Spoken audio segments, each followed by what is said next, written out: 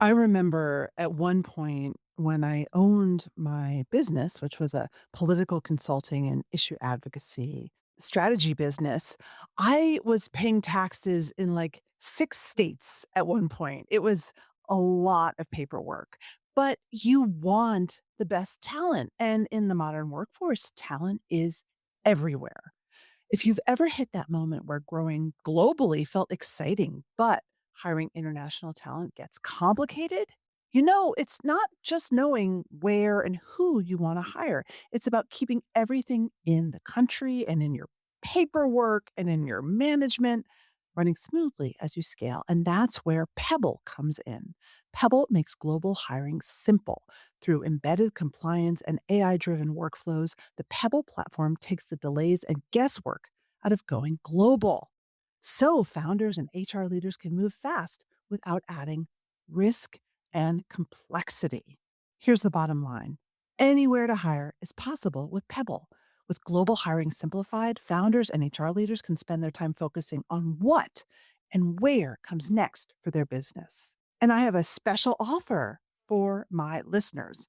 Pebble is normally $399 a month per employee, which is a no brainer for what you get when you're hiring with all that complexity. But right now, there's a limited time offer on their site that makes it even easier to get started. Go to hipebble.ai before it's gone. That's HIPEBL.ai.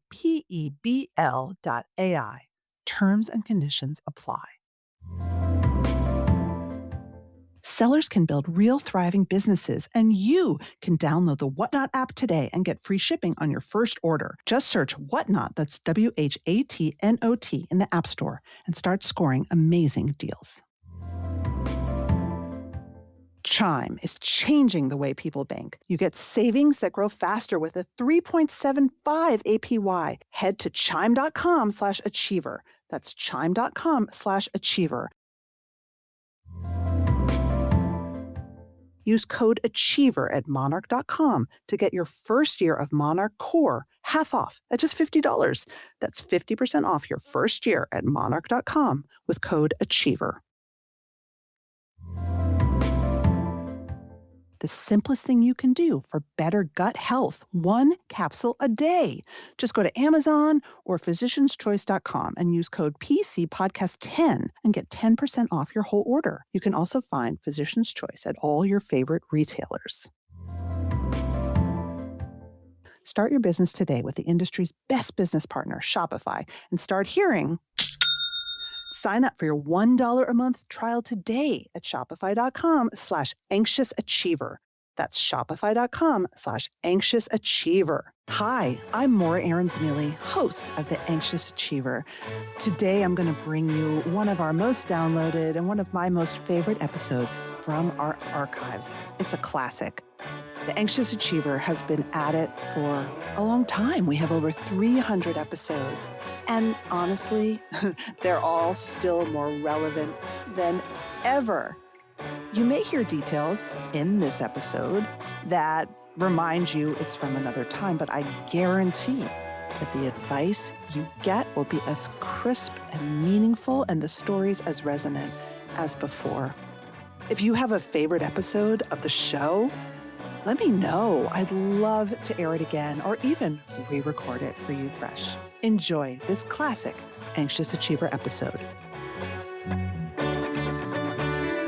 Deepa Purushothaman had a huge corporate career. She described herself as a productivity junkie, and she said her superpower was outworking everyone else around. For decades, Deepa ignored pain and signals from her body and just pushed through until she couldn't ignore it anymore. And then Deepa started talking to other women of color who'd reached high positions in corporate America. And she discovered a shared sisterhood of women who seemed powerful, who were excellent and well paid and had big titles, but who felt powerless in the face of biased and patriarchal corporate systems. She found a sisterhood of people acting in, performing, excelling, but never feeling powerful, keeping feelings of rage and anger and shame and frustration and anxiety shoved into their bodies. Now, Deepa helps those women let these feelings out and experience their authentic power in a healthier way. Deepa Purushothaman is an author and speaker. She's co-founder of Information, a community for high-achieving women of color, and she wrote the book, The First, The Few. My first question, Deepa, is when you started realizing that women of color, face more toxicity and trauma and mental health struggles at work. Was it something you always knew, or is it something that came on? I think it's something I've always known. I think that there wasn't as much conversation about it, growing up or even, rising in my own career or, places around me. So I think for a lot of us, there was denial that is in fact true. So I think some of us felt like some of the experiences are different and there is a different layer that is happening. But because the conversation feels like it's much more in the public domain, it's more accepted, it's more widespread, it's more commonplace. I do think there's a different layer of that really kind of settling both into the mind and the body. Some of the conversation really became clear to me as I interviewed women for my book. So I interviewed over 500 women of color in writing the book, and obviously have met thousands since. And I just started to see such patterns in the conversations. And so that's when it was absolutely like, this is a thing. This is what I have to talk about. This feels so clear. It's really interesting, right? That we kind of know, but there's so many things in our lives that we're told to put aside, or maybe it's not that bad, or it's not that true. And so I think for a lot of women of color, I found it's that dissonance between this is happening, but it's really not that bad, or we're not supposed to acknowledge it. Is it just me? And then it becomes clearer. You even said that women of color, and they act in on their bodies instead of acting out. I thought that was fascinating. Yeah. So what I found in the research is that 2 out of 3 women of color I interviewed had physical manifestations of illness. So not just stress, not just, wanting to take, a vacation, right? Mm-hmm. We're not just talking mental health and well-being, but because the stress has been so pervasive and so long, it's showing up in their bodies. And for some, I know I call this small, but I don't like that term. It shows up in smaller ways, right? Maybe it's a headache, or maybe it's, hives. But for so many of the women, it was so much heavier and so much bigger. It was showing up as, heart issues. It was showing up as stomach disorders. And so, yes, this idea that I think maybe women, a lot of us take the stress in and it shows up in our body. Whereas I think a lot of men, just from the conversations I've had in therapists I've talked to, act out, right? They're allowed to be angry. They're allowed to express that in a different way. So I do think there's something different that shows up. Yes, you wrote almost that they are ingesting ideologies that lead to their GI problems. That made a lot of sense to me. Yeah. I'd love to hear about your own body story. You wrote that you had trained to think of yourself as an elite athlete and that you ignored how your body felt. Although I would argue an elite athlete doesn't ignore how their body feels, because they have to take care of their body. Yeah. I know it's a great point. It's interesting. That's a little bit of dissonance, right? I think it's more this idea that you push through. You push through the pain. I think that's really a little bit of what I meant by that sort of statement. This idea that, you just got to keep going. Just keep going, and that you were a productivity junkie and that your superpower was outworking everyone else around you. Yeah, I used to really believe that. I never thought, and a little bit my own story is I joined, Deloitte, a large global services firm, out of grad school. And I was the only non-MBA in my 700-person start class. So I felt always a little bit like an odd duck. I was a little bit younger too, because I'd gone straight through. And so there was a very clear sense in me that I wasn't the smartest. I didn't know the most. I didn't have the most experience, but I was willing to ask questions and I was willing to work really hard. And so I think there was a sense of, I can outwork people. And I don't think it was a conscious idea as I was working. It was more, it came through as I was writing the book. Like, I think that I was a very hard worker. I could, work 16 hours a day and not have it, affect me, I thought. Right. And so I think that became like a through line or story in my own, rising, that I would work really hard and it wasn't a problem for me. From what I read, you made partner. You were a very young partner, right? Yeah, I made partner in my early 30s. So yes, it was young. I actually stayed for about 12 years. So I was there for a while. I think it was more once I got to a certain point, and I tell the story in the book, I started to get really sick. So I'd sold the biggest project of my career. I'd just gotten married. I'd moved across the country. All these like layering sorts of activities or events that happened all within a space of like 6 months. And all of a sudden I'd sold the biggest project. I'm working 100-hour weeks. And it had become too much. And my body started to, those small symptoms, it started as skin rashes for me and hives. And then over the course of 9 months kept mounting and mounting. It took me about 4 to 5 years to figure out that it was late stage Lyme disease because a lot of doctors don't diagnose that, especially on the West Coast, very well. Mm. And it had gotten to a pretty extreme situation. Like I ended up having to take 8 months leave of absence. I couldn't feel my elbows down and my knees down. I had severe neuropathy. I spent a lot of time in bed. I was getting sick like every 10 days. That's when I really started to seek out doctors because it would be like infections, or it would be, I would catch a virus. Like every month I had something, and it just became like, this can't be normal. It was interesting. A lot of people said, well, you turn 40. This is what happens when you turn 40. And I said, this can't be turning 40 because I feel like I'm dying. Like this is really wrong, which is a whole nother challenge with women, and especially women of color in the health system. Mm-hmm. And people didn't take you that seriously, or they didn't have the Because I was creativity. functional, right? I looked great. I looked healthy to them. I was in this great job. Again, that idea of outworking, like I could put on the makeup and I could do my hair. Like I looked functional, right? So people didn't understand, but I was really struggling with energy and even just feeling okay. When you got treated for Lyme, what happened? It took about 3 years. So it's been a long process. I traveled the world. I just did a speech about this. I call it wisdom seeking. I think with Lyme, it's a little bit more complicated than other diseases, right? Like think for cancer and other things, we have clear, diagnoses, we have ways to test, we have clear protocols. And Lyme, one, it's hard to diagnose. The tests are sometimes not conclusive. There's a lot of feeling that, for a lot of people, I've heard a lot of doctors say people are making it up. It's not even real. So there's just a lot of controversy around it. And so the approach you take isn't really clear. And so I traveled. I went all over the world looking for different things because I had so many different symptoms, right? Stomach issues. I couldn't digest food. I had all these headaches. I had skin rashes. I had, the neuropathy. And it took a couple of years, and it took a really slowing down. I think for me, it was this acknowledgement that maybe I was out of alignment with what I wanted to be doing in the world and what I should be doing. And I loved my job, but I never believed I would be doing it forever. I never thought I was doing my life's calling. I just was good at it. And so I stayed and I moved quickly and I was really successful.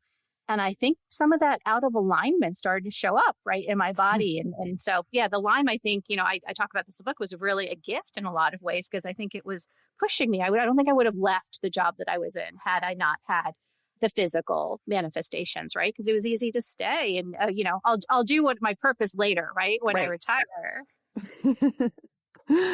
Did you feel that being a partner was a piece of your purpose that you had been raised or expected to do? Yeah, it's interesting. No, I think it was something I was doing just to maybe fill space or because I didn't know what else to do. I was lucky enough, like, again, I didn't have this early in my career, but after about 7-8 years of partner, I just started asking questions around greater purpose. And I was surrounded by women who I thought had found theirs, really inspiring women who were doing, I felt like more social impact sorts of activities. And I always looked at them wondering, like, how did they know that was their thing, right? How did they know that was their purpose or their calling? Because for me, it wasn't so clear. I didn't have this, like, this is what it is. And I think I was waiting, to be honest with you. Horrible thing to say, but I think I was treading water. I think waiting for like that epiphany of this is your life's purpose. I now know, right? And I haven't talked about this a lot, but I now know it's one of those things where I don't know for all people it's like that. I think I had to just follow a different path, and I can have many purposes. And, this work feels very fulfilling. I know it's touched a lot of women. I get a lot of feedback, but it wasn't that clear sort of this is what I'm going to go do with my life sort of situation. You didn't have that sort of dark night of the soul when you were so sick and the thought, this is it. I have to leave and go start. No, because when I left and when I was sick, I was really just searching. I was trying to make sense of like, what is going on here and what's happening. And so much of my work now is realizing that I think a lot of people, I say women, but I think this is people. I've been at enough stages having this conversation that I've met and others coming up to me afterwards. I think most of us don't deal with our issues, right? Whether that's health, whether that's our families, whether that's our relationships until crisis happens. And I think especially at work, like we have all been taught, or a lot of us have been taught, I shouldn't say all, but I was taught right from an immigrant family, this idea of work hard, sacrifice, security comes with a great paycheck and, a good job. I hadn't really stopped to question. And it wasn't until, for me, it was a health crisis, but I think for a lot of people, it can be a family crisis. It can be, you didn't get a job. You were, promised after doing all the things you were supposed to do, but it's like some injustice happens in your life. And that's when you start to question, like, I've done everything I was supposed to do, right? Like I ate well, I exercised, and I still had a heart attack. Like, this isn't fair. This is wrong. Like, what do I believe? Like, what am I doing with my life? That's when I think a lot of us get to a different set of questions, a different set of answers. And for me, it was health. But, I think it was that question of purpose was always there. I agree. I agree. Especially, I think in mental health, also, people end up, in a very deep mental health crisis before they are able to take space and take time and Yeah. be proactive. You say that now you're really adept at paying attention to how your body feels. And if you get hot or flushed, or you get a sort of nervous, fluttery stomach in a meeting, you know that that's a signal that your body's telling you what?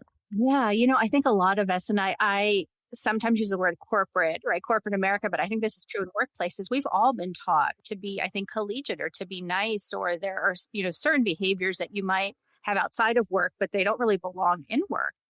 I used to lead by my gut. I don't think I had that word before, or that understanding before. I would just trust my instincts, sometimes we say, but for a lot of us, it's so based on logic and rationale and data.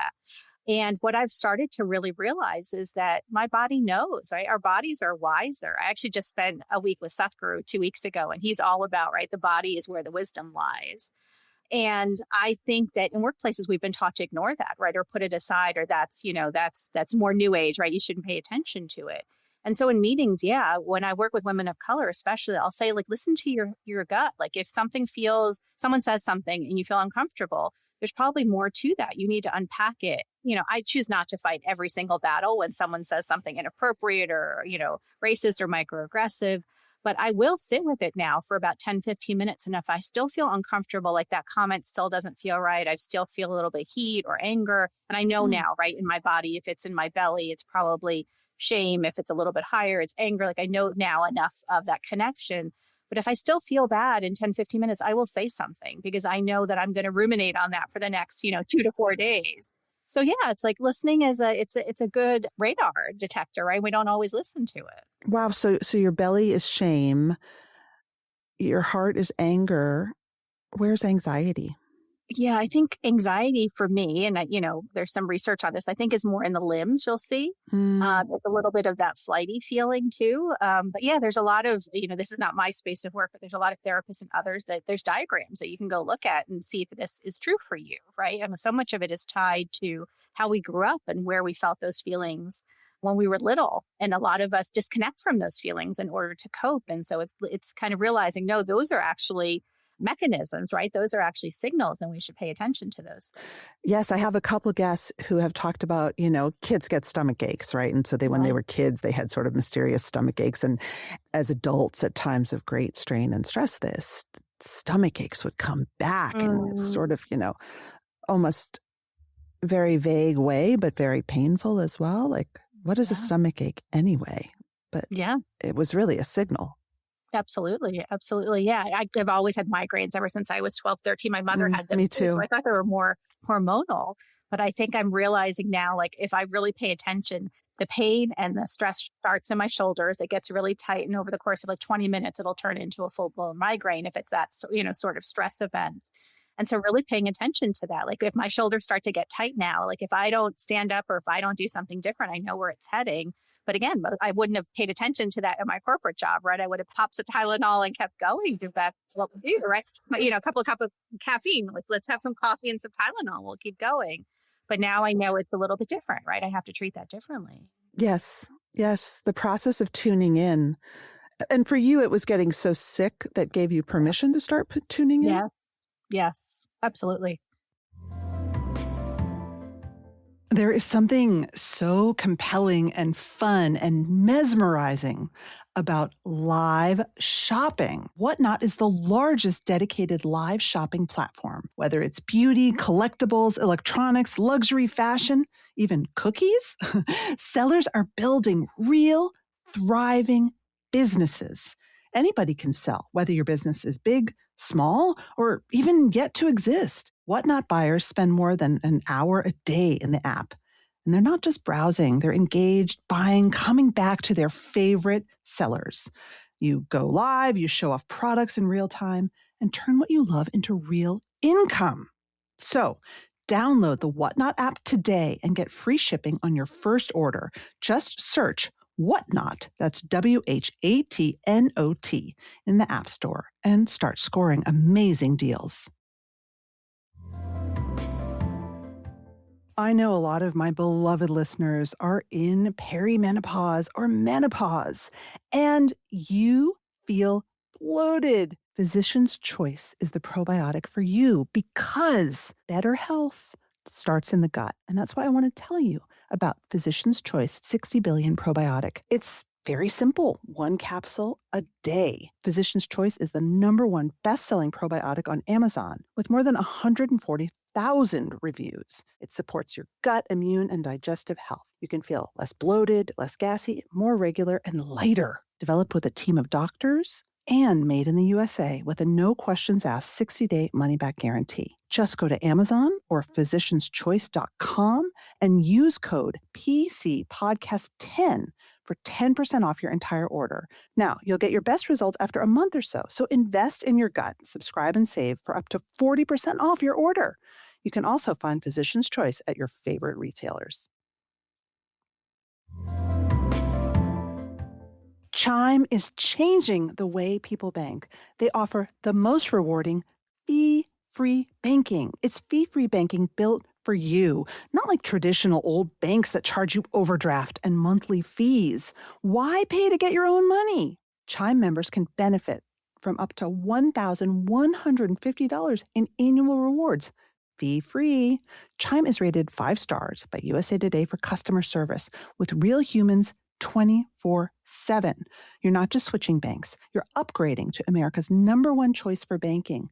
Get a Chime checking account. You get savings that grow faster with 3.75 APY. That's 9 times higher than the national average. Plus, you can get premium travel perks like airport lounge access and 24/7 travel concierge included with your Chime card. My younger self would have really benefited from this, and I think about all of the money that I've spent for all these years paying to use my own money. Chime isn't just smarter banking. It's the most rewarding way to bank. So join the millions who are already banking fee-free today. Just head to chime.com/achiever. That is chime.com/achiever. It just takes a few minutes to sign up. Chime is a fintech, not a bank. Banking services for MyPay and Chime Card provided by Chime's bank partners. Optional products and services may have fees or charges. Stated annual percentage yield and cashback for Chime Prime only. No minimum balance required. Checking account ranking based on a JD Power survey published October 20, 2025. For more information on APY rates, MyPay, SpotMe, and travel perks, go to chime.com/disclosures.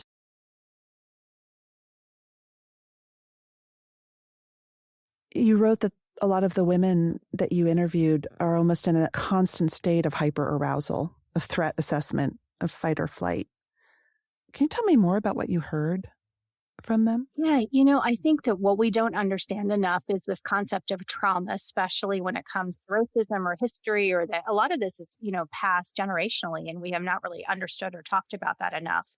And so for a lot of the women of color in particular, and again, I do interview a lot of white women as well, but I think there's a different level of trauma or a different level of denial even that happens at work about some of these things that are happening for women of color. And so what I have really uncovered, or really what I'm starting to understand more, is how that really shows up and how that's really trauma, I think, in a lot of ways. And it's not just that's uncomfortable or that's a one-off event, because this happens. So again, let's just say racism or comments of not being enough is really a common message I heard with women of color. They've been taught since they were little girls, right? They're not pretty enough. They're not, light-skinned enough. They're not smart enough. They're not going to be the things that we tell a lot of white little boys, right? You're going to be successful, a CEO, a doctor, politician. You're going to do all these things. We don't tell that, especially to Black and brown little girls. That message is so ingrained. And so when things happen at work, again, like, do you have the right credentials? Or people just assume, so many of the women I work with haven't gone to the right schools, don't have the right experience, because a lot of us look younger than our age, right? It ends up showing up in really different ways, and the weight of that, the layering of that, how often that happens. Again, we've denied it because we've been taught to kind of push through it. But I think it's this question of trauma and how that shows up, and then how that shows up in the body. And we haven't really uncovered that enough. No. One woman in your book said that she worked so hard, and she always thought, once I get a seat at the table, I'll be able to really be myself. Yeah. So she masked. Yeah. She worked so hard to try to fit in, and she did make partners. She did get a seat at the table, but it wasn't really a happy ending, was it, in terms of her finally getting to be herself? Yeah, I mean, so many of the stories are about that, right? I think one of the most common things that I find with women of color is the masking, the level of masking, right? And I think it's one thing to mask consciously. I'm starting to write a little bit about this. My next book is on fairy tales and workplaces. But this idea of Goldilocks, right? This idea that, I'm sharing too much, I'm sharing too little, like for so many women. And again, I think this is true for everybody, but even deeper for women of color. How much do I share? How much do I uncover? And we don't have conversations. We haven't been told how much to share. And then we get told, especially Black women get told, you're not sharing enough, right? We don't get to know you. But then there's parts that it's not safe to share, right? So we don't share those things. And so it's this dance. And so, yeah, there's a lot of covering. There's a lot of conforming. There's a lot of messaging, direct and indirect, and what's acceptable, what's appropriate, what's executive ready, executive presence. Those things don't look like people that look like me. So a lot of us have, again, unconsciously and consciously adapt and edit to get ahead. And I think it's really that understanding of how deep that runs, how much that makes you feel like you don't belong. And that's a lot of what we're talking about in the pain and the trauma. Performing, excelling, but never feeling powerful. Yeah, that's how the whole book started. I was trying to figure out, what do I want to do next, and starting to gather women of color. I wasn't feeling well, but it hadn't gotten to the point where, I was spending the 8 months in bed. And it was just more casual conversations. I'm going to be in New York, right, for an event. Can we grab a group of women and have a conversation? Those ended up being about a dozen more intense conversations across the country, right? And again, not women I knew. I would just, show up in a city and, try and organize a dinner, and 20 or 30 women of color would show up. And the first one we did was in San Francisco. And that is what a public company CFO said. She was a Black woman. She was what I call a white passing Black woman. That's what she called herself too. Meaning, like, you would see her and you might not know what she is by ethnicity or background. And so she was a public company CFO. She was probably, at the time she was at her dinner, in her early 60s, close to retirement and really looking back. And she said, Deepa, I worked in the financial services industry. There was a lot of racism, a lot of things that were said in boardrooms and in C-suites. And I never corrected those things because I didn't, one, want to bring attention to myself. And two, I was the only woman. I was the only, Black woman. I was the only woman of color. Like, I just felt like that was a lot. And I was trying so hard to fit in. And I regret that I didn't say anything. And so she said, I realize now I sit in a seat of power and I don't feel powerful. And for her, that was because she hadn't spoken up, right, about these incidents. But for me, it was not feeling, well, right? It was being sick. For other women, it's hiding, trying to juggle, their kids, right? Trying to make it all work. But the sense that there was a universal feeling of these women sitting in really powerful seats, because I had some really senior women in the room, and not feeling powerful. And how do I unpack that? Because that still gives me chills when I think about it. Like, why are we doing all this? We're sacrificing all this. We're in these really prestigious seats and yet not feeling powerful. If that doesn't feel like how we would want people to be, that doesn't feel like a healthy way to live, and doesn't feel like a good way for companies to have us thrive, right? Because if we're not feeling powerful, we're not bringing our best selves to work. What a cycle of anxiety, because the sense of feeling powerful is a quest, and it keeps moving down the road no matter how hard you try. Yes. Yeah. And I think what's most interesting to me was, I think a lot of people enter thinking, well, I'll just sacrifice small things early in my career, right? And when I get to the seat, then I'll do it my way. And part of what I want young women to realize is if you don't exercise those powers early, it's really hard to turn it on later, because there's almost more pressure to comply and edit and to not speak up and not rock the boat when you're in the VP seat or higher, because there's so few of us, right? And so that's the tension I think we don't talk about. One of the things that I thought was really unusual and really interesting about your book is you did focus on leaders who are women of color by and large. And I'm curious, to your point, that it doesn't get easier necessarily to be authentic or to speak up when you have more juice in the organization. What did you find that some of the biggest triggers or issues that women of color in leadership positions in particular tended to deal with? Yeah, hands down, the biggest one was when they did say something, right? So let's say there was an issue of something racist happened at the company, or someone, a peer, said something. And I had at least 8, when I say 8, I mean 8, like C-suite women say this in almost exact same story. They would speak up and kind of report somebody for inappropriate behavior, and the company would turn on them because all of a sudden it became, more scrutiny for the company. I think that was the most fascinating thing. And these women were women who had spent, at least 10 years at their company, had really made a name for themselves and been so supported. And yet when they were speaking up about changing culture, which they thought, this is the right thing to do, our company cares about these Yeah. things, there was a lot of backlash. So that was, I think, the most surprising thing, that these women in seats who thought they had power to change culture had been taught they had power to change culture. When it really came down to it, there wasn't really an ability to change that, because everyone wanted them to just let it go, or it wasn't that big a deal, or why are you making such a big deal of this? And this being racism, I think that's still a challenge for a lot of companies to address.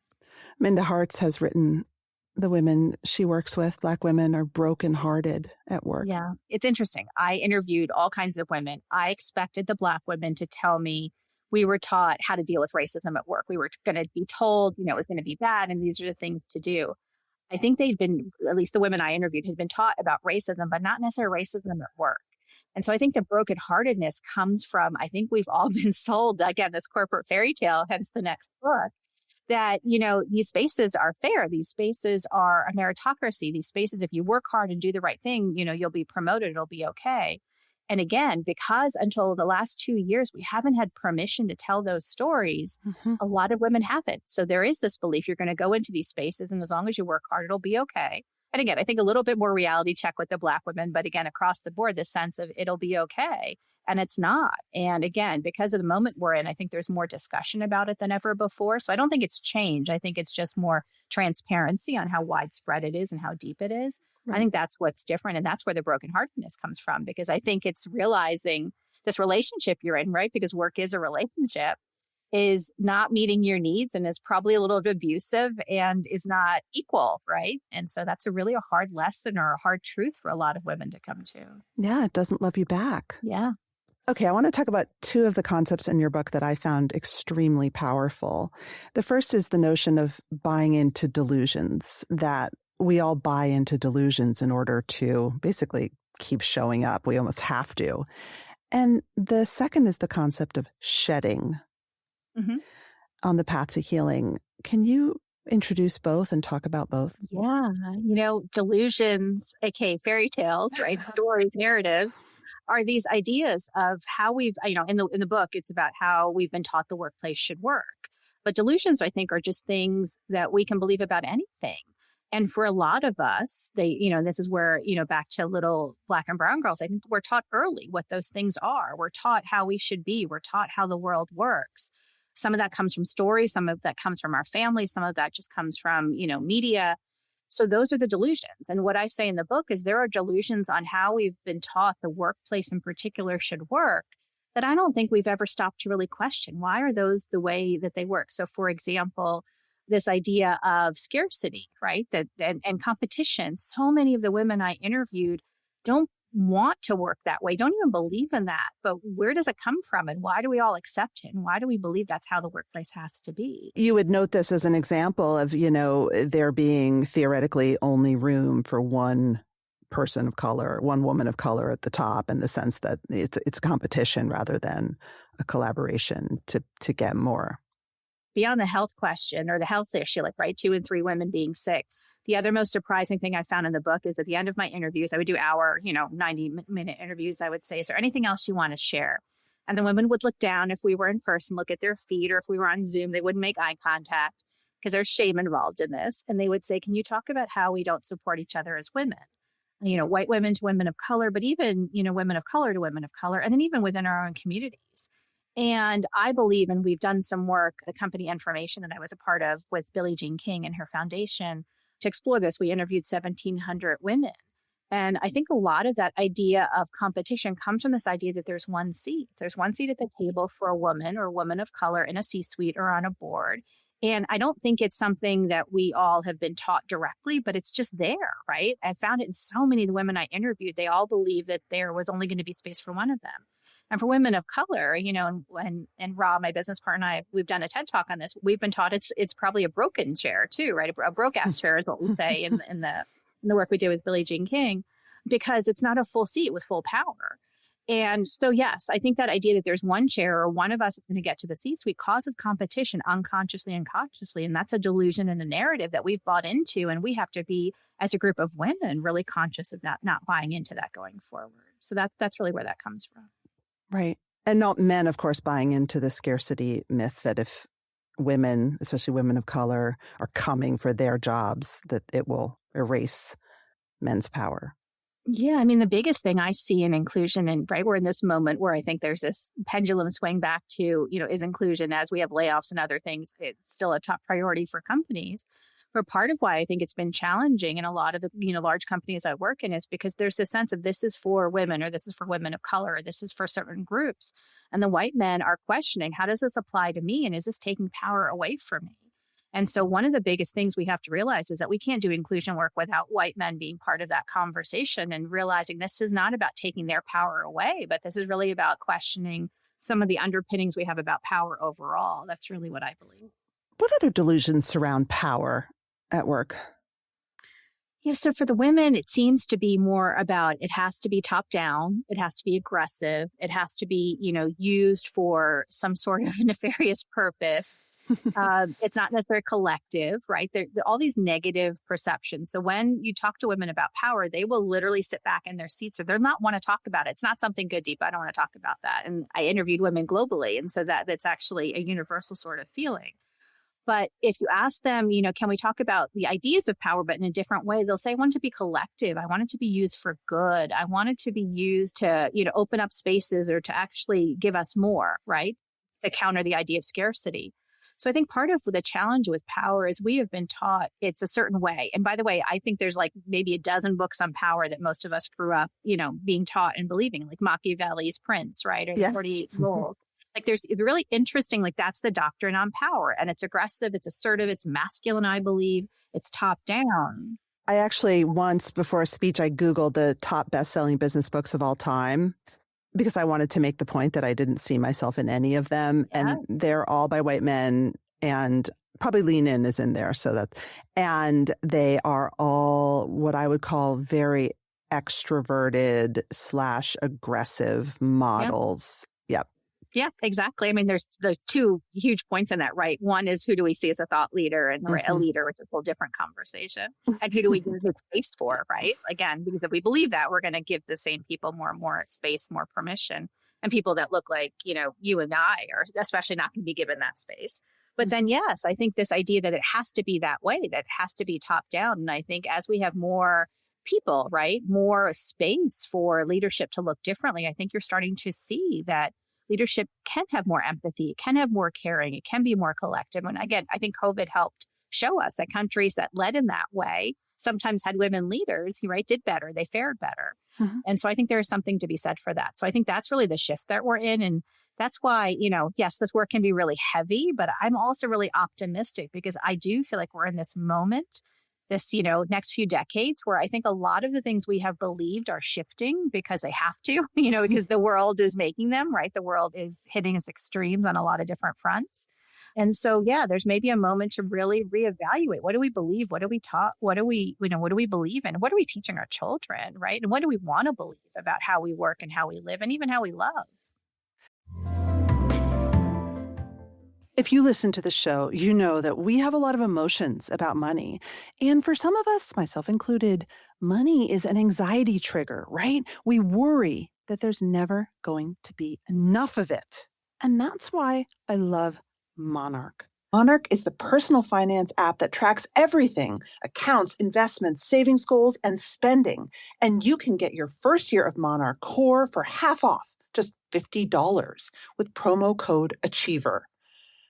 It's like having a financial advisor, and you can see your money. Most apps only tell you what you've already spent, but Monarch helps you set goals, map out big purchases, and see if you're actually on track before it's too late to adjust, which is very cool. You're not looking in retrospect. They have AI insights so you can spot things you might not even think to look for and see where your money is really going. Use code Achiever at monarch.com to get your first year of Monarch Core half off at just $50.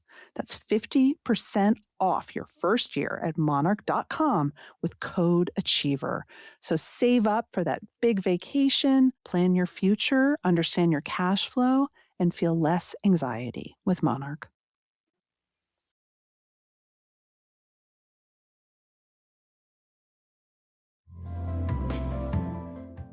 It's about to be summer. It's such a great time.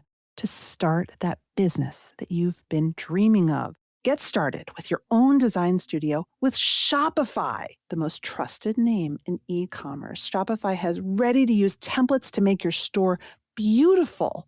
And you can accelerate your efficiency, whether you're uploading new products or trying to improve existing ones.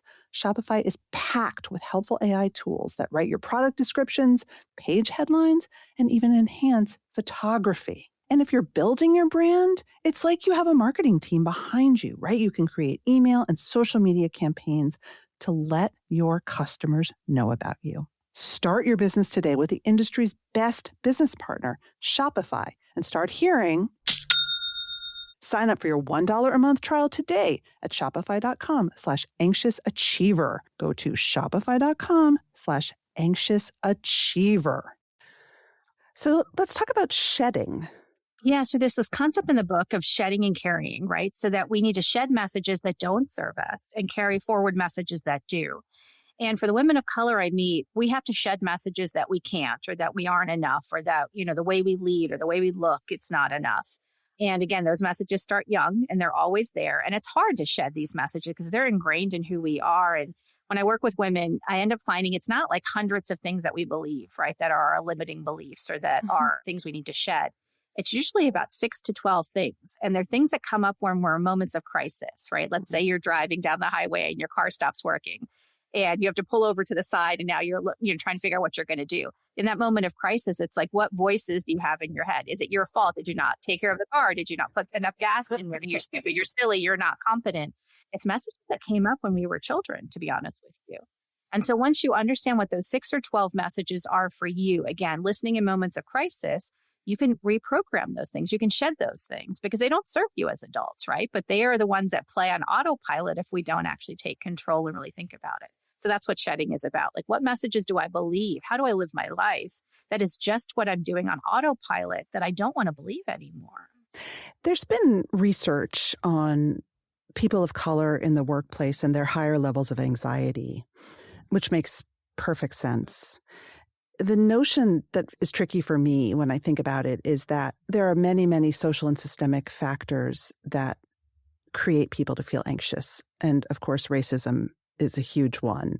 Everyday biases, feeling like you don't belong, feeling like you don't have power, feeling like you're never going to be able to rest because it's not good enough, that are causes outside of your control. But we feel this anxiety so personally. And these causes outside of our control, as you say, tap into the voices that we may have also been telling ourselves since we were little children and that we learned in the most fundamental years of our lives. And so it creates this sort of very, very toxic mush of anxiety drivers that are both in the system we work with, but also in ourselves. Yeah, absolutely. I think it's back to that, some of the conversation we had earlier in this discussion. I think that a lot of the women that I interview are tracking for threats, right? They are in their workplace trying to get their work done. They're code switching, right? So this idea that you are conforming or editing yourself to fit in or in the culture and the workplace around you. And again, for women of color, a deeper level of code switching. I think everyone code switches, but a deeper level of code switching. And then you're just kind of tracking for threats, right? And for a lot of the women I talk to, they've been taught that's not that bad, or you should ignore that, or you're going to have to push through. And it's a lot of like, did that just happen to me? So that's kind of a lot of the word or the language that comes up. So it's constantly looking around like, was that what was just said? Is that really harmful to me? I wasn't given this opportunity. Was that on purpose? It's questioning your reality. So that's, I think, where the anxiety and the tracking and the hypervigilance is really what it is. If that's where it's coming from. Right. Did that really just happen? Yeah. Was that a big deal? Am I taking it too personally? Yes. And so I think what you're finding and what the research shows is the reason that I think a lot of women of color are feeling this moment, the heaviness of work, the trauma in a very different way, is because until recently, there's been denial that it's happening. So now that there's more widespread conversation that there is, right, systemic challenges, there is more oppression at work, these workplaces that were supposed to be agnostic, right, of these issues, there is racism at work. Our bodies are feeling it because we're being told, yes, it's true. Like everything you thought was happening is actually really happening. And so that's a different layer of realization and feeling in the body. And so I think that's really what it's tied to. But I think, again, it's always been there, but it's been this, is that just me? And now we have this universal conversation happening where it's not just me, right? It's there are challenges and differences for different groups in the workplace. Right. Right. But I think part of the body stuff is the level of chronicity also and the Yes. long-term impact of this weight. Yes. And just acknowledgement of it. I think that's what I'm trying to put words to, right? Mm. It's different when you think it's happening, but you push it aside, right? Almost like back to that elite athlete sort of idea, right? Well, if you just kind of push it aside and push through, it doesn't maybe take hold of your body. It's still affecting you, right? You're still getting sick, but you're not acknowledging it. Once you have your diagnosis or once you have a protocol, it's like a different layer of like, I am actually sick, like I'm going to have to deal with it. So it's like, it's not that it's not there, but it's this layer of acknowledgement, I think, is what's shifted for people and is why this moment that we're in is a little bit more challenging because we're finally acknowledging the trauma versus kind of pushing it aside, right? Pushing it under the covers. Yeah, we're naming it. We're naming it. You wrote that toxicity is not just a mental health issue. What do you mean by that? Yeah, it's back to that idea that it's showing up physically in our bodies. And it's very new research. I just did a piece for MIT, earlier this year. And I want to say at the time it came out, there were only probably 3 or 4 articles like that out in the world. And now we're starting to see, right, the Surgeon General and others talking about how, not only workplaces can make you sick, but that it can show up in physical sorts of ways. So I think you're going to start to see more over the next few years. And I think mental health and burnout are real issues. I'm not trying to demean that, but I think there hasn't been space for what are the physical manifestations of stress and chronic, pushing yourself or chronic fatigue that comes from stress in the workplace. And that's really what I think is different. Have you struggled with your mental health at various times?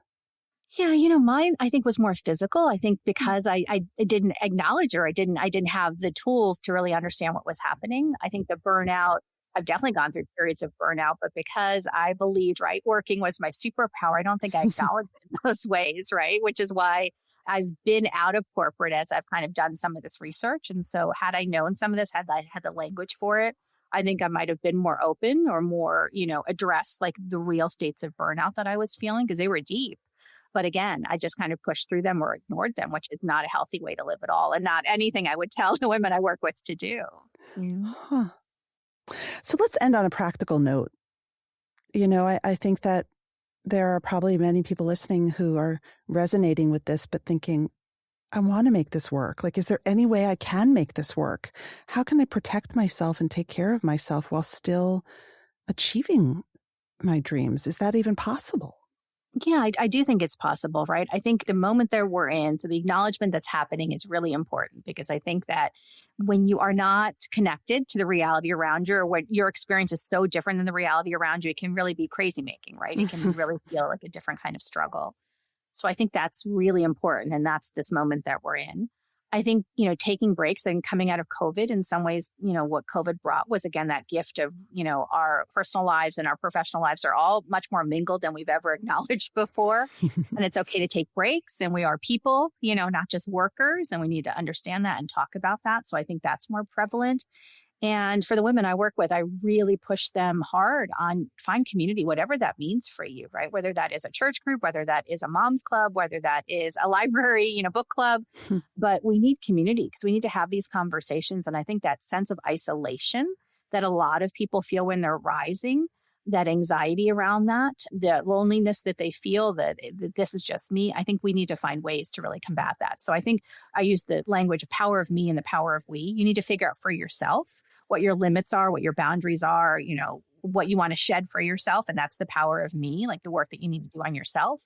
But then you need to find the power of we, because this is a very lonely sort of life that a lot of us are living, especially at work. And so we need to change that. If you were to go back to Deloitte next week, what would you do differently? I think I've just changed as a human being, right? What I value, how I work, the space it takes up in my life, even my priorities. Like I do a lot of writing now. I think I was very driven. I'm still driven, but driven in a different way. Like there was a real sense of having to be the best, when I was in my corporate world, rising quickly, right? Making partner quickly, even within the partnership, rising quickly. Like those validations and metrics were not just outside metrics. They were really things I believed. And I think they're just not as important to me anymore. I don't have this desire to be the best, like in anything. Like I don't need that anymore. It's more important that I feel good about my life and that I am setting boundaries and that I'm living the life that I want to live. So it's interesting. People have asked me that. I think I could go back and I would do it differently. But as a result, I think I might even be more successful. Exactly. Right. When you set those boundaries, people tend to, really thrive and they do better and they're clear about who they are. Yeah. So yeah, it's an interesting question and one that I would do it differently. But I think it's because of what I believe and how I know how I need to live in order to be healthy. Mm-hmm. And the fact that I now see success as tied to health as well, right? Success for me before 10 years ago was rising, was how well I was getting paid, was right, how many cars I could buy. It was like these external metrics. And now I realize that success is so tied to health for me. And I can't have success without, physical health. And so that for me became a very different sort of barometer. Health is wealth. That's what my dad used to tell me. Yeah. Yes. Thank you so much, Deepa. Thank you. Thank you for having me. That's it for this week's show. If you like the show, follow us and tell your friends. And please leave us a review. It really helps the anxious achiever get found by people just waiting for our content. I'm your host, Maura Aarons-Mele. Lots more to come in the next episode.